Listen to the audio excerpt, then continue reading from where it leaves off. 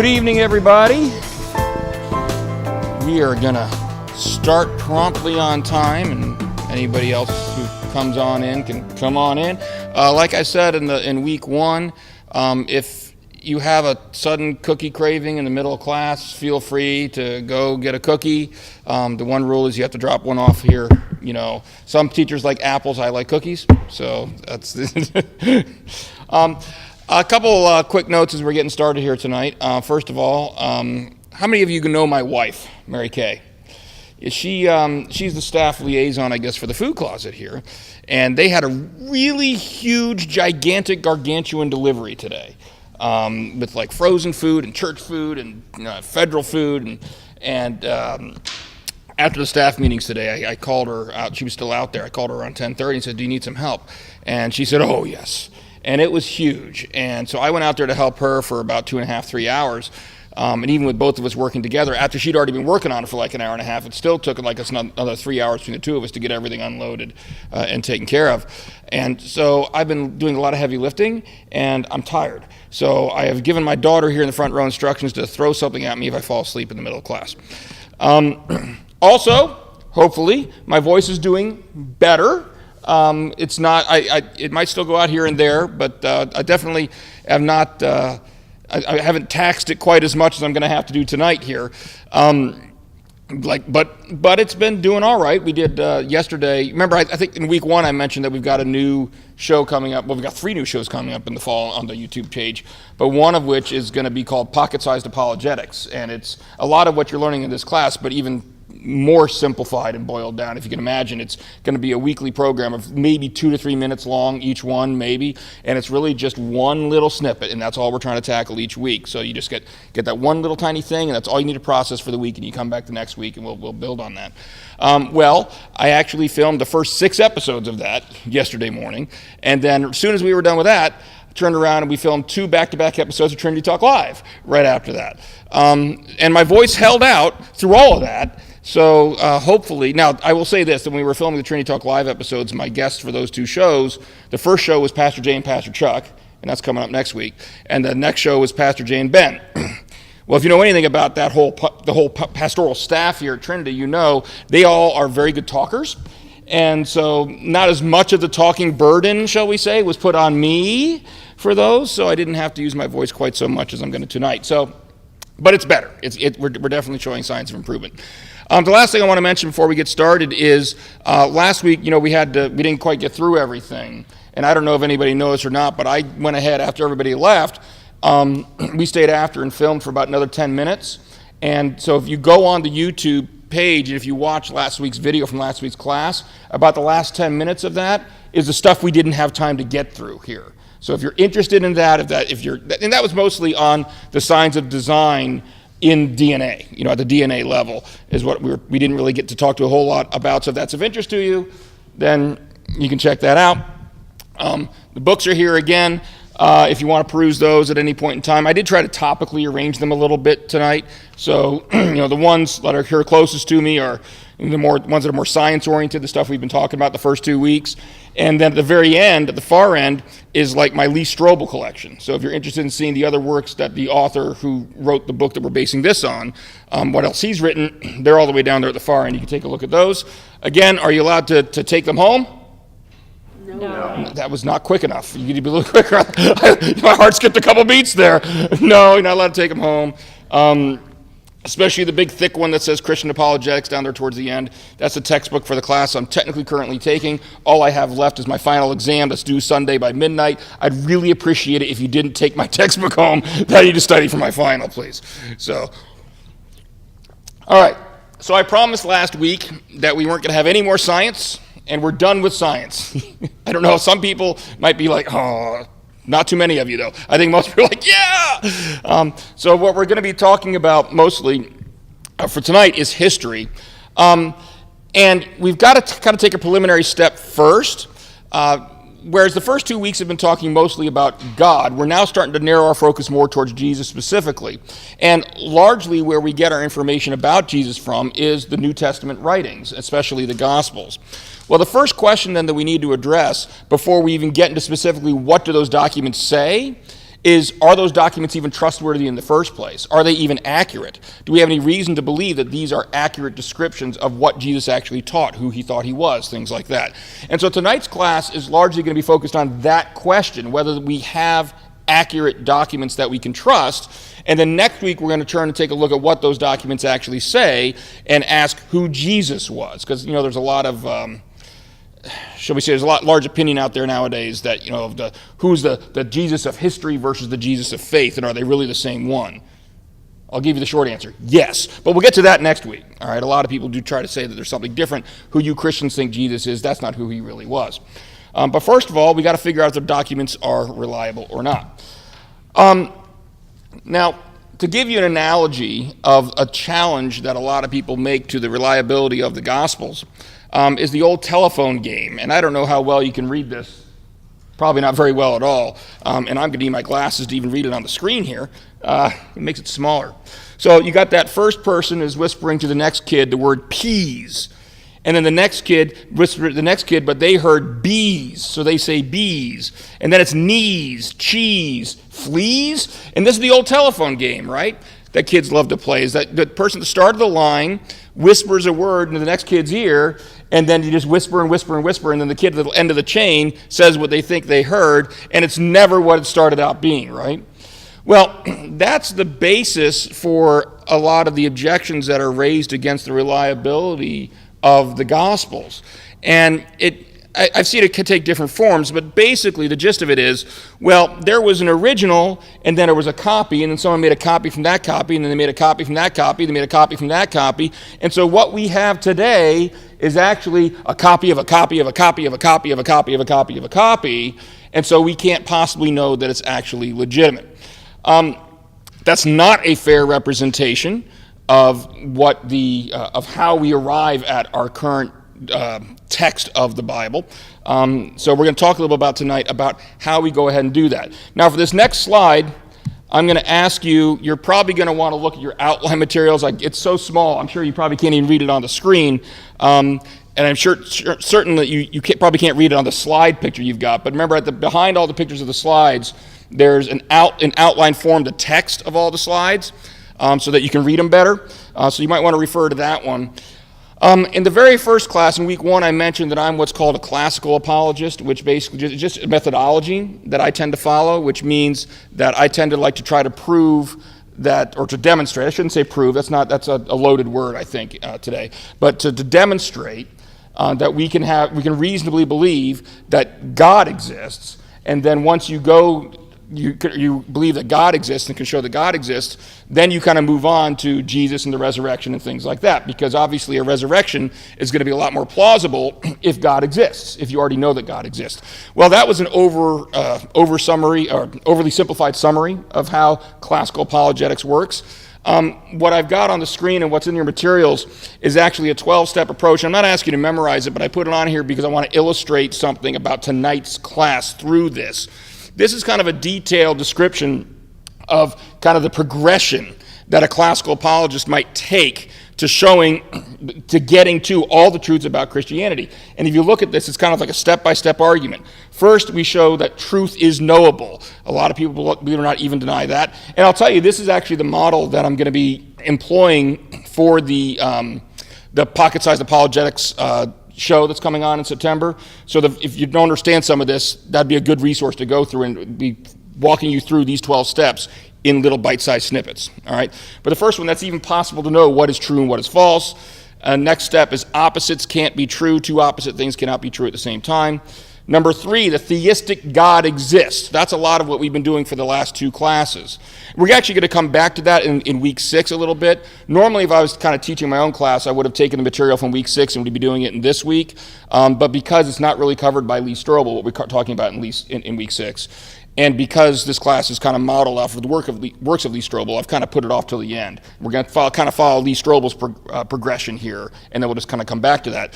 But part 3 is to show the theistic God exists. Part 4, to show that miracles are possible. And then moves on to number 5, that in connection with any truth claim, God verifies that claim through the use of miracles. In other words, if you want to know if something's true, if God is trying to teach you something, lots of times he'll use a miracle to show that.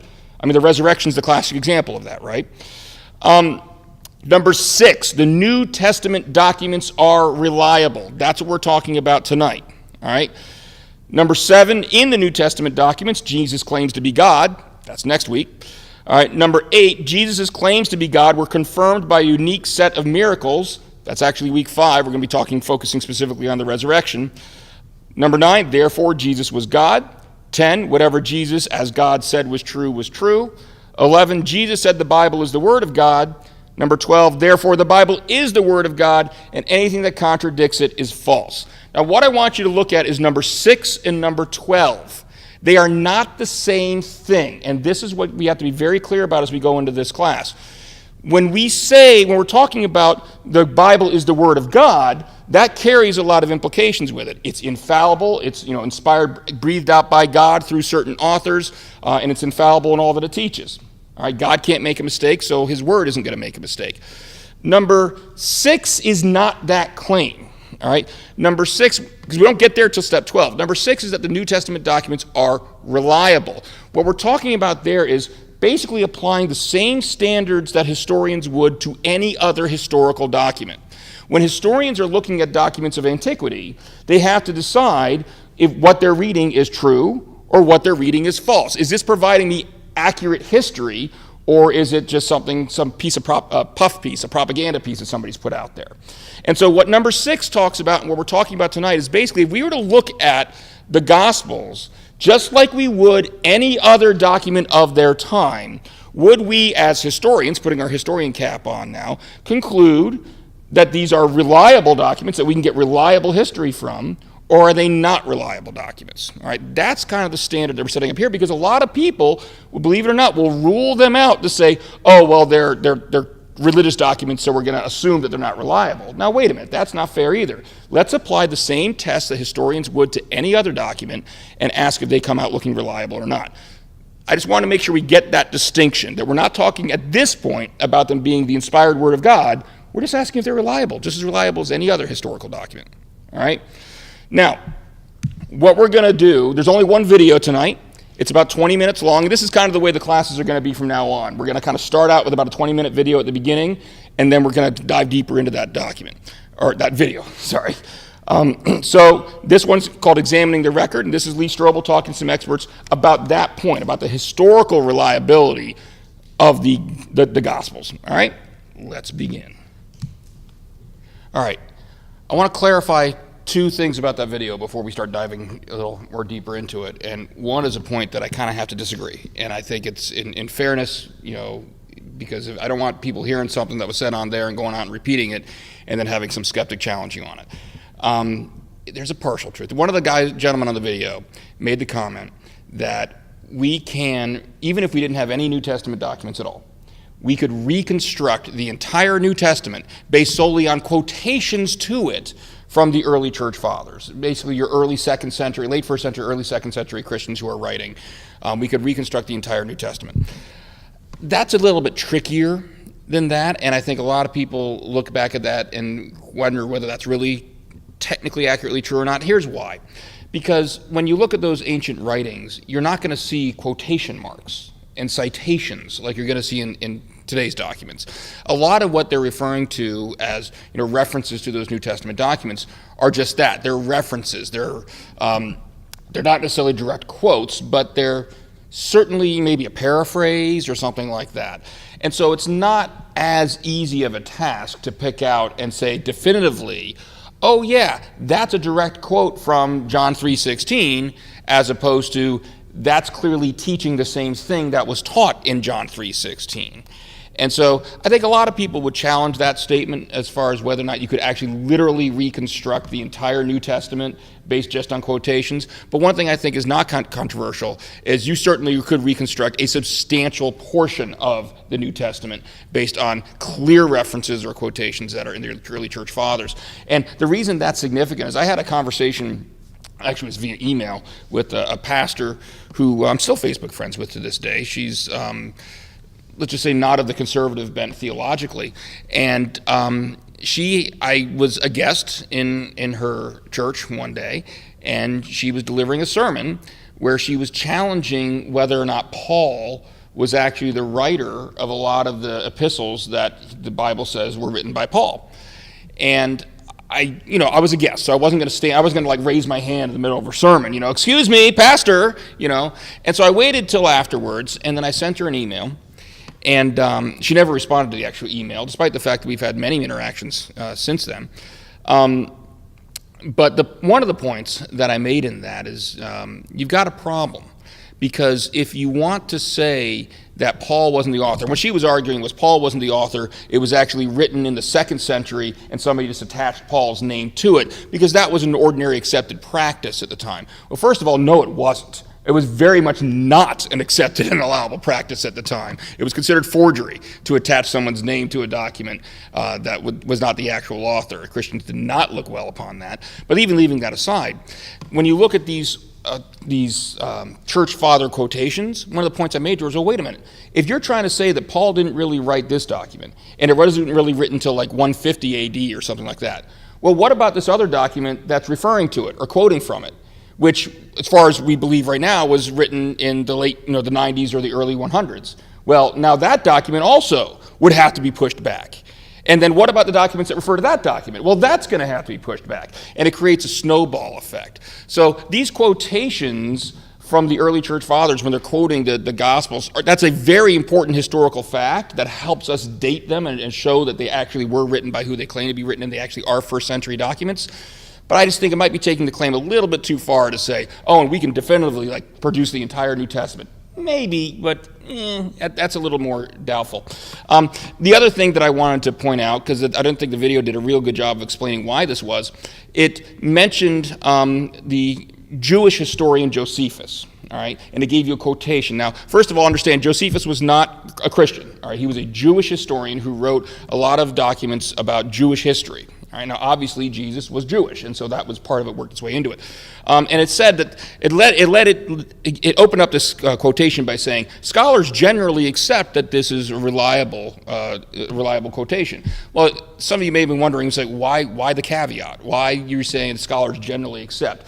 Well, that's because what happened is when Christianity got political power, all right, and the Christian church got political power, it actually had access and exclusive access and control of a lot of these documents, including a lot of Josephus's documents, all right? And it is beyond, I think it's very clearly beyond doubt, some people might challenge me on this, that unfortunately some people in the early church made changes to that document. So, for example, if you were to look at the copies of Josephus's Antiquities, that's the name of the document, the Antiquities that we currently have, it says a lot more than what they gave you on that video.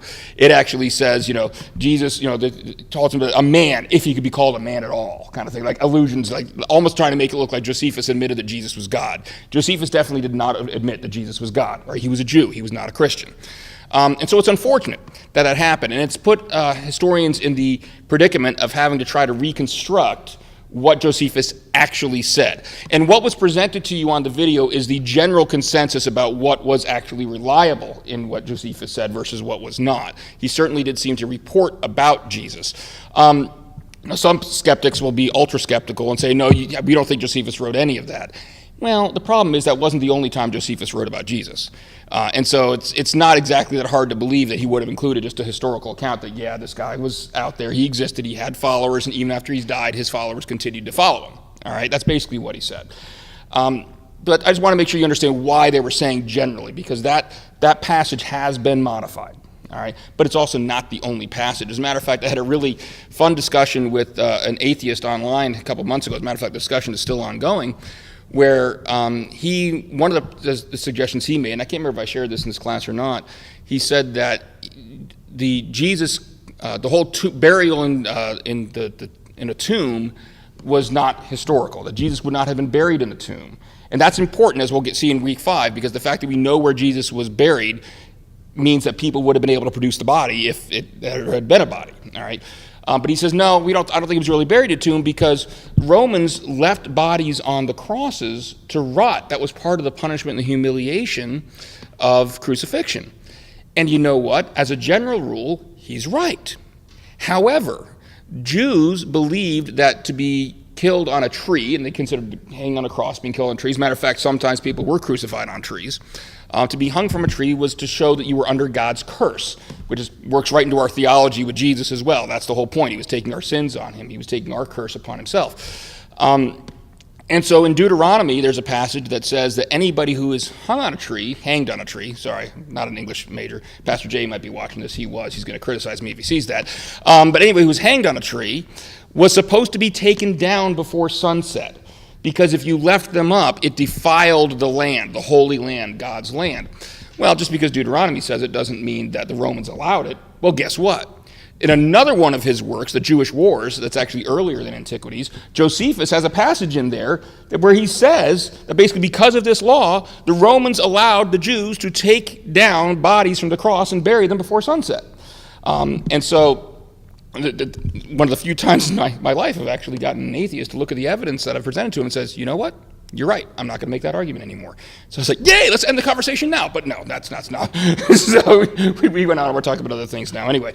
So Josephus is a very good resource to have because he's not Christian. And one of the things that we'll talk about more in week 5 is some of the factors that historians look to when they want to nitpick, piecemeal. Even if you have a generally reliable document, you want to know if this piece of information is reliable versus that piece of information. And one of the things you're going to look at is what's called enemy attestation, or basically when something's being admitted by someone who's not of your school of thought. If non-Christians are admitting that something is true, it's more likely to be true because they don't have any motivation to lie about it. All right, so that's why Josephus is a good resource in that regard. All right.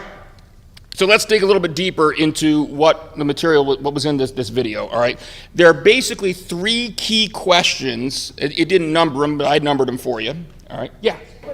Who wrote the Gospel of Mary? Is that supposedly written? That is one of the Gnostic Gospels, all right? The Gospel of Mary, there's the Gospel of Mary Magdalene, there's a lot of them, but I don't think anybody really knows who wrote the Gnostic Gospels. The Gnostic Gospels were all written, and we're going to get to this hopefully we have time at the beginning of the class, but at the earliest in the mid-2nd century, some of them up to like 500 years after Christ, all right? And they did do what we're talking about. They would attach someone's name to it to make it reliable. But one of the things that ties into what we were just talking about is, guess what? You don't see. Remember we were talking about how these early church fathers are providing quotations and citations to the Gospels? You don't see any of those for the Gnostic Gospels because they weren't around yet to be quoted, all right? So that's an important distinction too. But as far as who the actual author was, who knows? Who knows?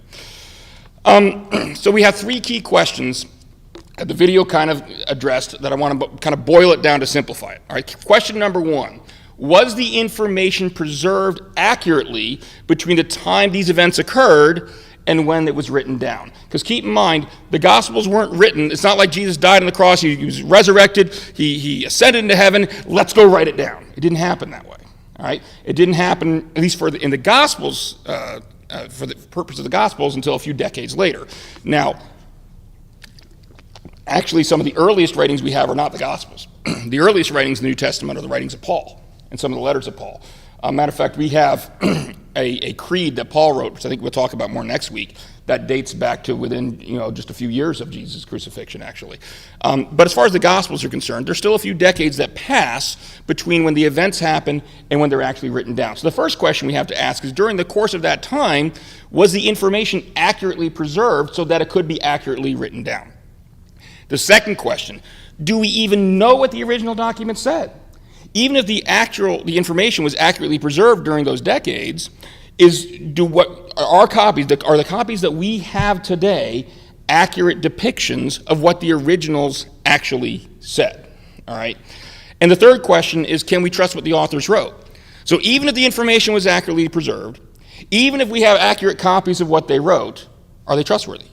Are these authors trustworthy? Can we trust them to be giving us accurate information? And there's a few different sub-questions underneath that heading. Did they get the historical details right? In other words, when they're describing what's going on in the world around them, did they get the information correct? Do the documents contradict each other? You heard a little bit about that. We'll hopefully have time to talk a little bit more about that. Some people claim that Mark may contradict Matthew, Matthew may contradict John, things like that. And were there any other historically reliable documents that were excluded from the Bible? Part of the reason this documentary, I think, spent a good amount of time on the Gnostic Gospels was this came out around the time of the popularity of Dan Brown, the Da Vinci Code. And that's what that was all based on. And one of the allegations there was that this Council of Nicaea, they picked and chose which documents to include and which ones were the politically popular versions and which were the not politically popular versions, and they just arbitrarily excluded the ones that weren't politically popular. Well, we as historians shouldn't be doing that. We should be looking at all of them. Is that really an accurate picture or not? We're going to try to take a look at that. Yeah. Do we have any information as to why they would have waited 30 years to write some of this stuff down? Because, yes, culturally, it just wasn't a written culture. And that's what we're going to talk about a little bit here, is that most of the objections that are raised against the reliability of the documents, of the New Testament documents, boil down to almost a cultural snobbery. What it is we're looking at something happened 2,000 years ago through the eyes of someone here 2,000 years later. The fact of the matter is, the answer to your question is they were an oral culture. That's just the norm. That's how they transmitted information. The writings became necessary as the church started to spread, because now all of a sudden you're not going to be able to have the whole church gather together to learn something. If you want a teaching to go out and be distributed to all the different churches to maintain consistency, now you have to write it down. So when we're looking at an oral culture, we have to understand that the way they dealt with oral tradition or the oral transmission of information is not the same as we handle it today. And so it's very, very important when you're trying to interpret anything about Scripture to try to get the historical and the cultural context surrounding the passages before you try to interpret it. Know what was going on in the world when it was written, and read it through that lens, not your modern lens. Now, Dr. Douglas Groothuis, who wrote that big book that I told you you're not allowed to steal because I got my final exam on it later this week, gives a real good description of what oral tradition was like at the time 2,000 years ago.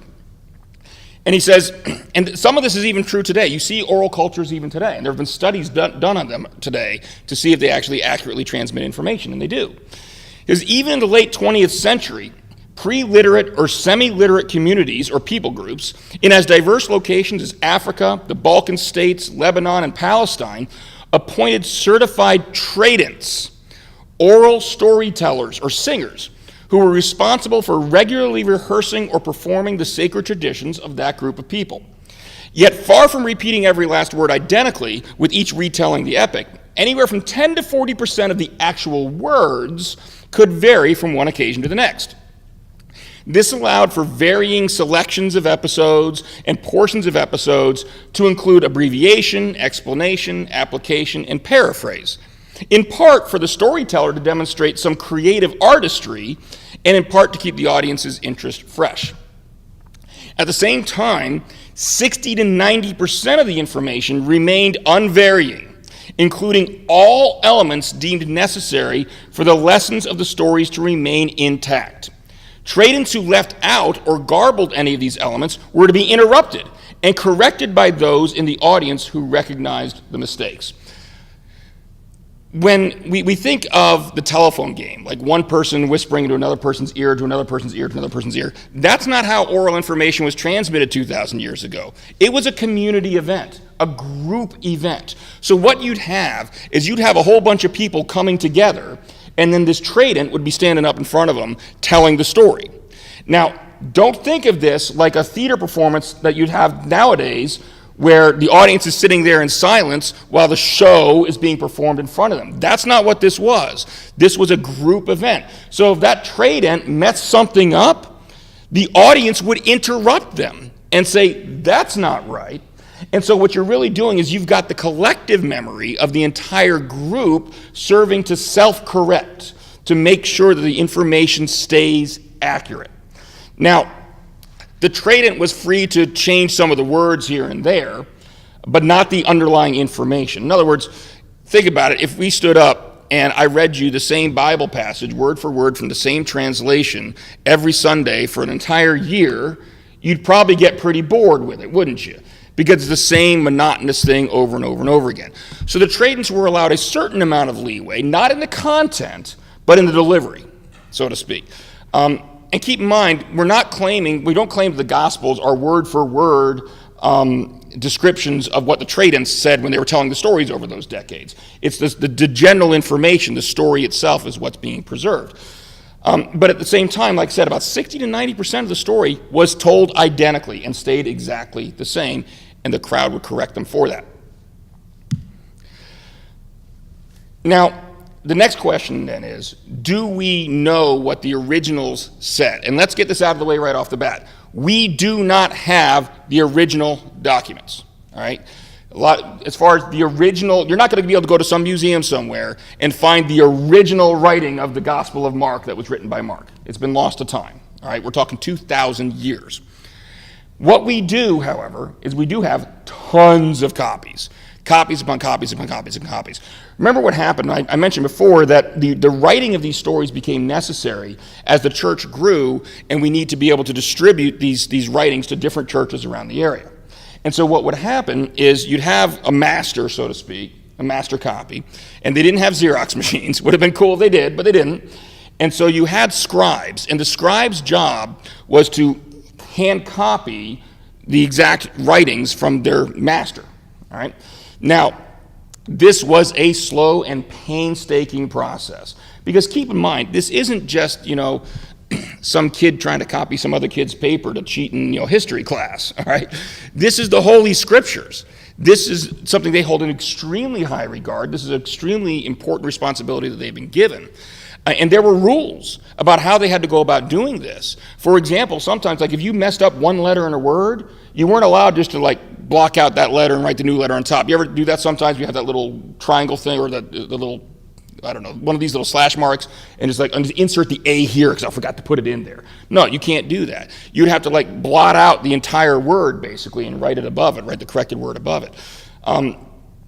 So they were handwritten copies, but don't think that this was something that was done casually. It certainly was not. So what we do is we take all of these copies that we have and we take a look at them through something called textual criticism. Textual criticism is the practice of figuring out what the original said based on what the copies say. Now, let's talk about how we do that. And this is another thing, I don't know if you can't read it on the screen. If you can read it on the screen, I prefer you just look up there. If you can't, again, you have the outline in your materials, all right?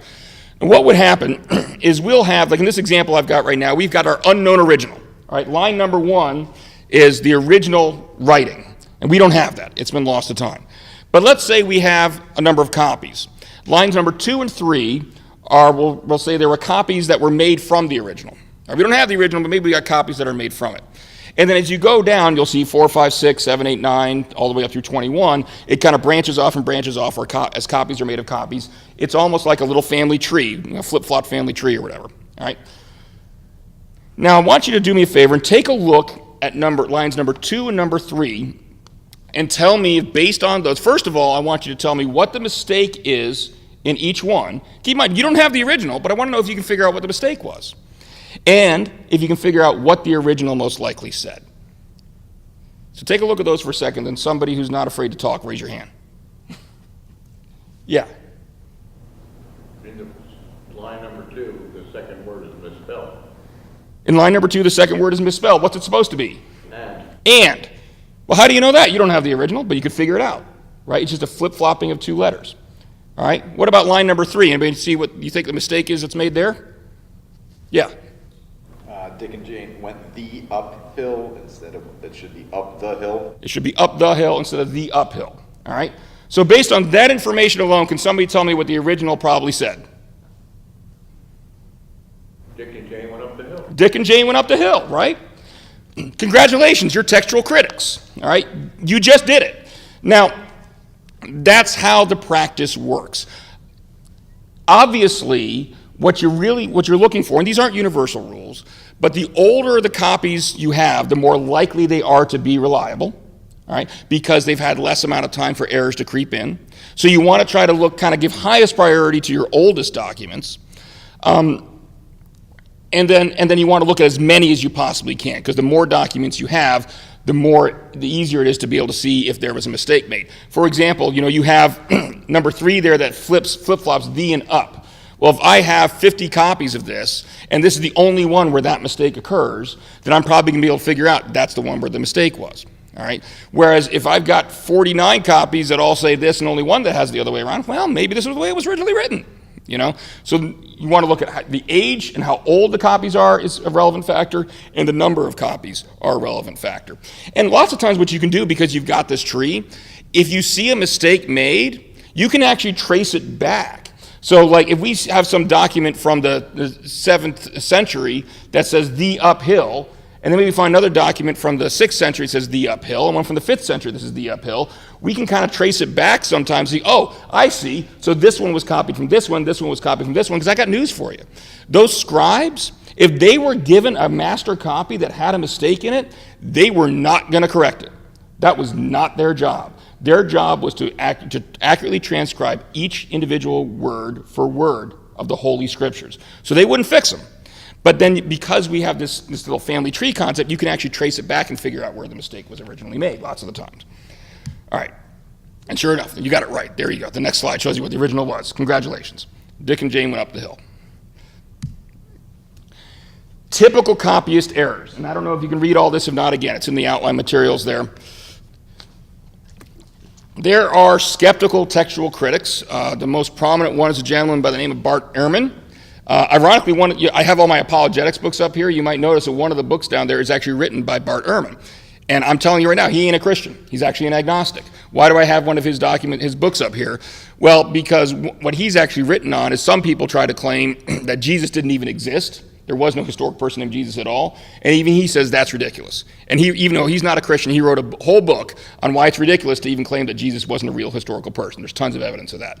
But he does challenge a lot of what the Bible says. And he does challenge whether or not we have an accurate copy of the Bible. And what he'll do lots of times is he will give you just raw numbers. He'll talk about how many errors there are. If you look at all of our copies, look at all these errors that you find in the copies. All right? As we go through this material, I want you to think about whether or not it's a really legitimate complaint that he has. We'll come back to Bart Ehrman, don't let me forget. All right, but that's his beef. His beef is there's so many mistakes. If you were to add up every single mistake you see in every copy of the Bible we have, it's an astounding number. All right, so first of all, let's talk about what by far the most common errors are that we find. The first one is called fission. All right, fission is when you improperly divide one word into two. Such as if the original said nowhere, the scribe writes now here. Do you think you could figure that out as you're just reading it? Sure, in the context you can tell whether it's supposed to be nowhere or now here, right? Easy one to spot. Fusion is the exact opposite of that. It was written now here and instead they write nowhere. All right, again, real easy to spot. Context helps you figure these things out. Metathesis or metathesis is inadvertently switching the order of letters in a word. I gave you one of those, right? The AND versus ADN. Again, even you all just spotted one of these in the example I just gave you. Ditography, repeating something that should have been written once, such as writing the word latter instead of the word later. All right, again, easy to see, easy to figure out. Haplography, it's the exact opposite of ditography. It's when you're writing once what should have been written twice. Now you're writing later when you should have been writing latter. And last one, homophony. Writing a word that sounds the same as the original, but is spelled differently and has a different meaning. Come on, every single person in this room has done this at some point in their life, right? I mean, how many different ways are there to write there? Seriously, T-H-E-I-R, T-H-E-R-E, T-H-Y apostrophe R-E. You can't, if you try to tell me you have never messed up and miswritten the word there, I'm going to call you a liar, all right? We all have done it. But again, when you're reading it, is it something that's easy to figure out where the mistake was made? Sure. The context lets you know that.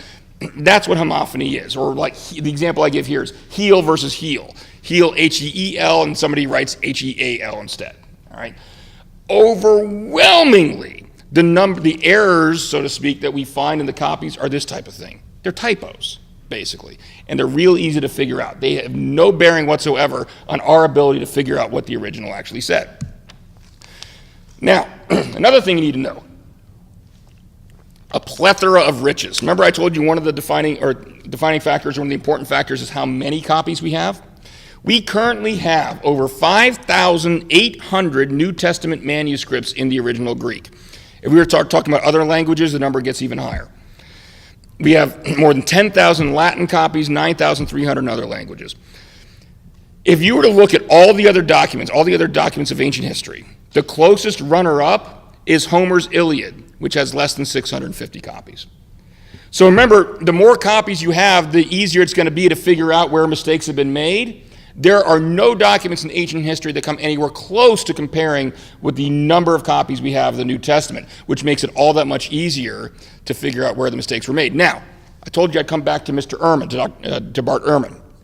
Think about that for a second. What he does is he adds up every single mistake. So if he finds one instance where somebody switched an N and a D, then that's one. And then if a scribe makes a copy of that document, they also switch the N and the D, that's two. And he's going to count them all up.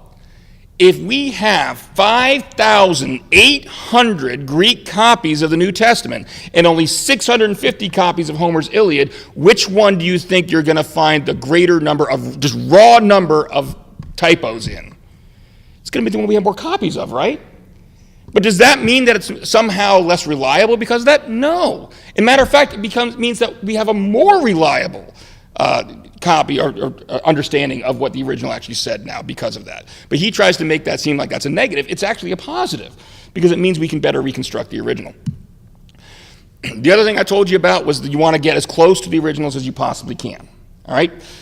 So what's the gap in time between when the originals were written and when we have our earliest complete copies?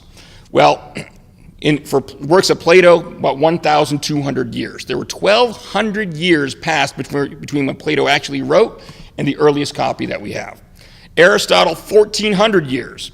Homer's Iliad, that's not a bad one, 500 years still passed between when he wrote and when we have our earliest copy. That's comparable to the book of Isaiah. Isaiah is an important book because that's where we get the suffering servant, and that's where we got a lot of the theology and a lot of the prophecies about who Jesus was going to be and what he was going to go through. Well, up until about, I'm blanking on the exact year now, let's say 50 to 70 years ago, might even be more than that now, I'm trying to think.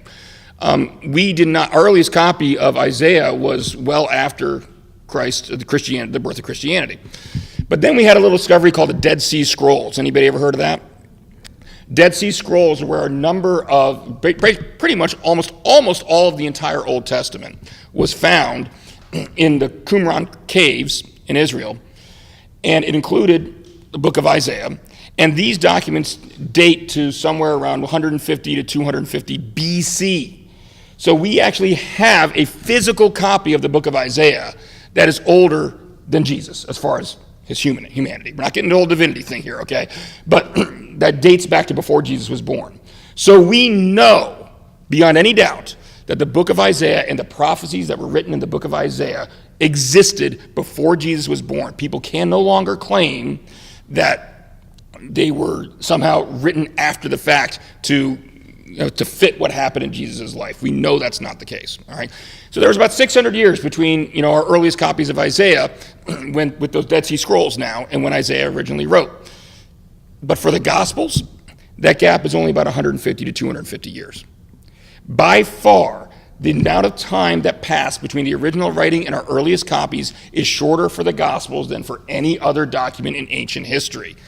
So again, that means that we have a much better chance of reconstructing the originals for the Gospels than we do literally anything else.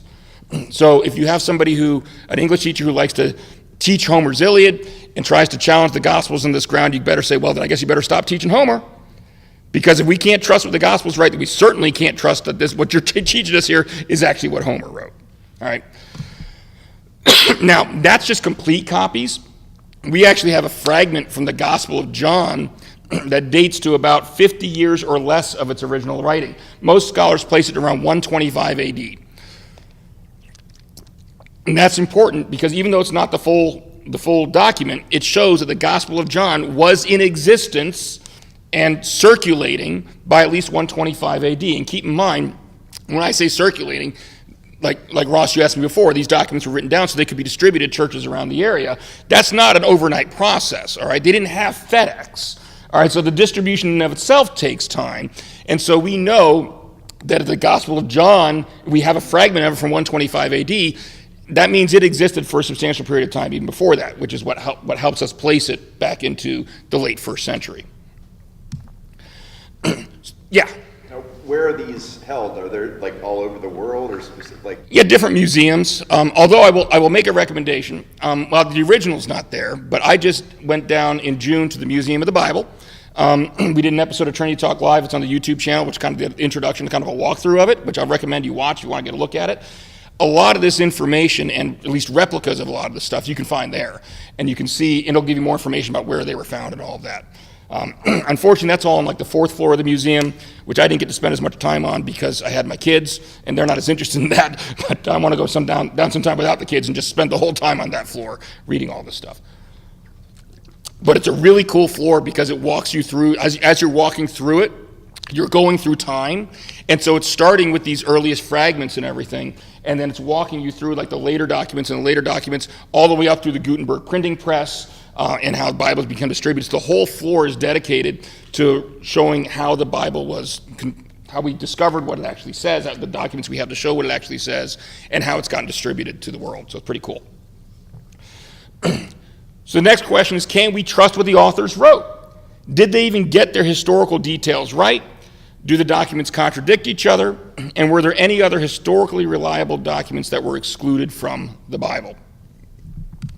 Let's take a look at that first sub-question. Did they get the historical details right? We could go on and on and on and on about this, all right? But I'm not going to. I'm going to give you a few examples from Scripture and talk about a few discoveries that have been made. And you tell me if you think the Bible got its historical details right. All right, first one. For the longest time, believe it or not, people doubted whether Pontius Pilate even existed, whether he was even a person of history. The Bible made him up.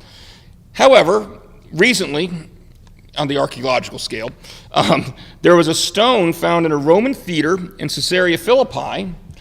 It said this on the stone: "To the people of Caesarea Tiberium, Pontius Pilate, prefect of Judea."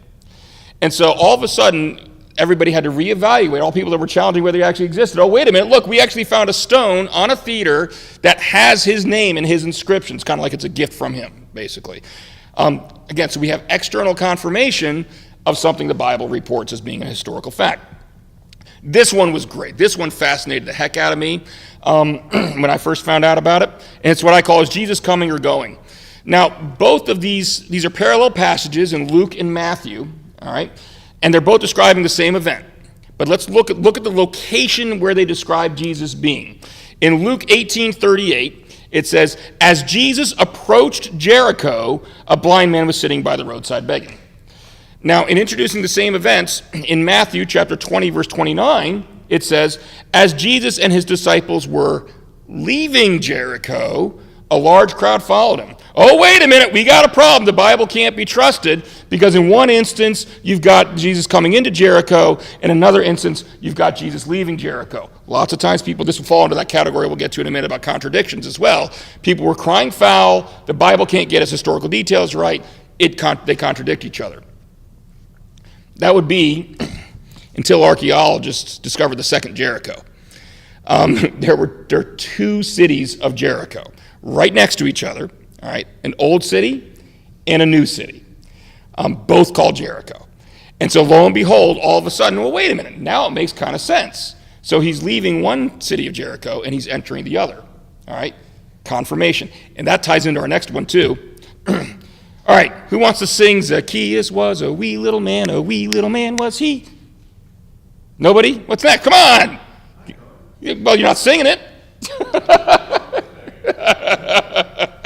We all know that song, right? What did Zacchaeus do?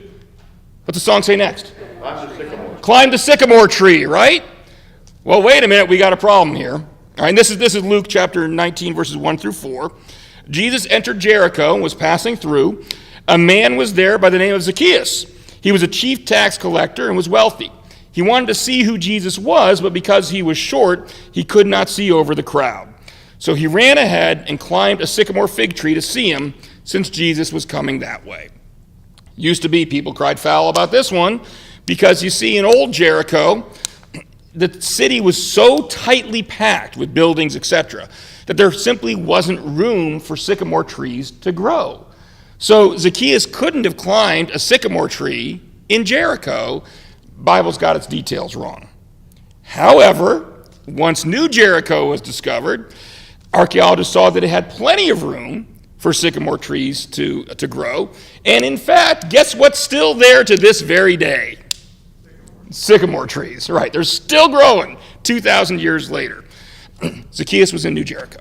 I mean, that's what it boils down to. Right? Another detail, Candace, queen of Ethiopia. Now we're talking about historical details outside of Israel. Right? In the book of Acts, it records an incident where Philip met up with an Ethiopian eunuch who was, and this is a quote now, an important official in charge of all the treasury of Candace, queen of the Ethiopians. Well, excavations in the city of Nubia have revealed that there was actually a series of queens in Ethiopia all the way up through the 1st century when the book of Acts took place, all going by the name of Candace. All right, so again, we have the Bible reporting historical fact. We have external confirmation of that fact as being accurate. We can go on and on and on. I mean, you look at cities. Archaeology is like the Bible's best friend. There are archaeologists out there who've gone into it thinking that weren't Christian and have come out reporting that they've become Christian because they're just astounded at how accurately the Bible describes the events of 2,000 years ago. There's a whole list on the screen there of cities that are mentioned in the Bible that, sure enough, archaeologists have discovered. And this is important for another reason that's not in the slides I want to mention real quick. There's a growing school of thought when it comes to the Old Testament, as far as whether the Old Testament can be trusted or not. And there's a growing school that basically says, well, we think that what happened is, I don't know if people remember the story King Josiah. King Josiah was the king in the 620s BC, I want to say, and he discovered the book of the law, basically, and he started up a reformation. He kind of brought the Israelites back to God, all right? Well, what a lot of historians say is, we think that at that point, maybe they found some old documents or whatever, but all the Old Testament documents that date back before that time were basically written by King Josiah or his folks, all right? And so the further back you get before the 600s BC, the less accurate the information in the Bible actually is.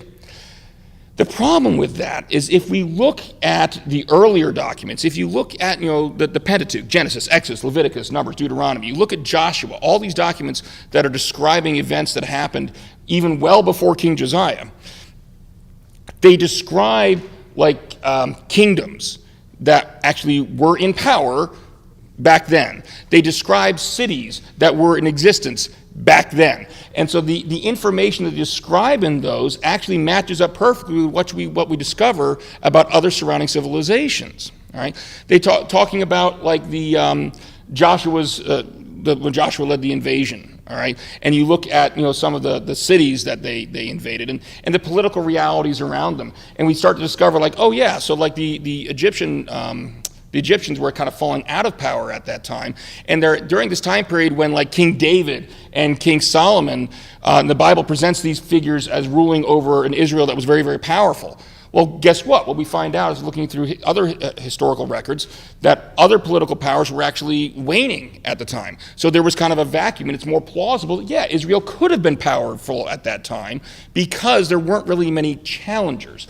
Just things like that we find out that despite this criticism, if you look at the other external information we have, it actually does kind of, what the Bible describes as something that was supposedly written, in 1200 BC or whatever, it actually seems like it was written in 1200 BC based on the surrounding events that it's describing. All right, this is an important stark contrast with some other belief systems, and I've only put one on the screen here. I don't know if you heard of the Book of Mormon. All right, the Book of Mormon basically says that they accept the Bible, but they add another book to it, the Book of Mormon. And it basically is a description of Jesus coming here to the Americas. All right? And there are a number of historical locations, supposedly, that are described in the Book of Mormon. Well, just like I said, there's all these cities that the Bible describes that have been found and have been excavated. Guess how many, if we're talking about unique cities, all right, cities that are described in the Book of Mormon that aren't described also elsewhere in the Bible, guess how many of them have been discovered? That's the sounds of crickets chirping. 0. None. All right? So it's a very stark contrast between what we find in the historical reliability of the Bible and the historical reliability of the Book of Mormon. So do the documents contradict each other? Well, that depends. I was watching a lecture by Dr. Michael Licona I think I got at least one of his books over here. And he says it depends on what you mean by contradiction. All right. Let's say if one gospel were to say, for example, that Jesus rose from the dead, and another said he didn't, or if one were to say that he was born of a virgin and one were to say that he wasn't, well, that would be a big problem, wouldn't it? Those would be pretty profound, direct contradictions of one another.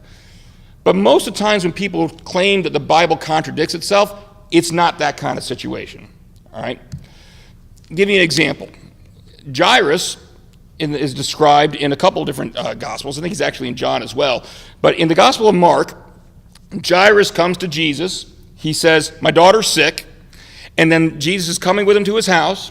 And while they're on the way to the house, some other people from Gyrus' folks come up and they say, your daughter's dead. Don't bother. And of course, what happens? Jesus continues to go to the house, brings her back to life, right? Well, if we look at the same story in Matthew, Gyrus comes to Jesus and he says, my daughter's just died. So you can see the differences there. In the first one, Gyrus is saying she's sick, and they don't find out she's dead until they're on the way back. Whereas we have the same story in Matthew, where Gyrus comes and just says right off the bat, my daughter's dead. Is this a contradiction? The answer is no. This is another instance of cultural snobbery. All right? It's us looking at the way stories are written now and trying to impose that upon the way people wrote 2,000 years ago. All right? And some of it even carries over to today. It was an ordinary practice to just compress the story. And that's what Matthew does here. All right? He's just, seriously, is the point of the story when they found out that the daughter died? No, that's not the point either one of these gospel writers is trying to get you to take out of the story. So all Matthew does is he shrinks the story to just the pertinent details to move it along, to get it where it needs to go. Now, you can't blame me for this. When I told you I was listening to a lecture by Dr. Michael Licona, this is his description. I'm not going to say this universally holds true. I will say, because I'm reasonably confident, my wife's not going to watch this video later, and Lori's not listening at the back because she shares an office with her, that this is definitely true in my family. All right? If you were to ask my wife and I to describe the same event, all right, and when you asked me to describe that event, you're going to get bullet points. And I'm going to be done with my description in 30 seconds or less. All right. If you ask my wife to describe that same event, I hope you brought lunch. Because now, we're telling the same story, but different people describe it in different ways. All right?